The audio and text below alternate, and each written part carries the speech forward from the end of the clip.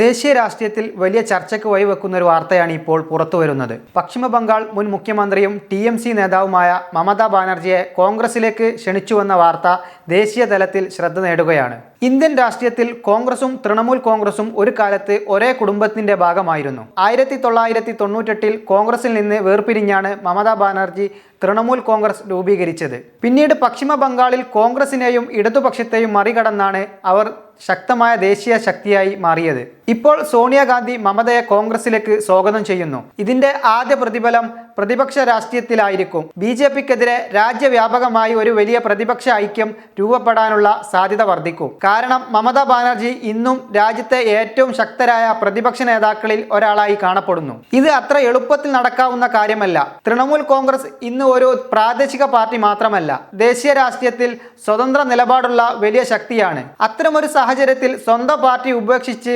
കോൺഗ്രസിലേക്ക് മടങ്ങുക എന്നത് മമതയ്ക്ക് രാഷ്ട്രീയമായി വലിയ തീരുമാനമായിരിക്കും. മറ്റൊരു പ്രധാന ചോദ്യം പശ്ചിമ ബംഗാളിലെ രാഷ്ട്രീയമാണ്.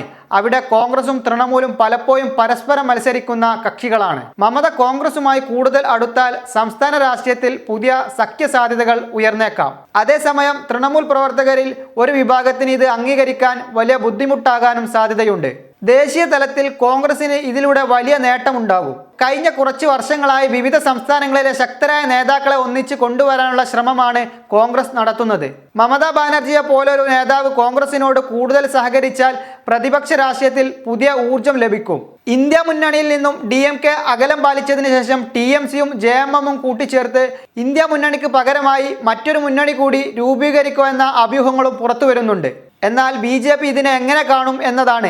BJP നേതൃത്വം ഇതിനെ പ്രതിപക്ഷത്തിന്റെ രാഷ്ട്രീയ അതിജീവന ശ്രമമായിട്ടായിരിക്കും അവതരിപ്പിക്കുക.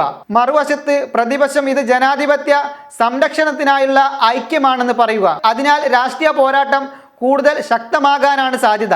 മമതാ ബാനർജി വ്യക്തിപരമായി പ്രധാനമന്ത്രി സ്ഥാനാർത്ഥിയായി പോലും പലപ്പോഴും ചർച്ച ചെയ്യപ്പെട്ട നേതാവാണ്.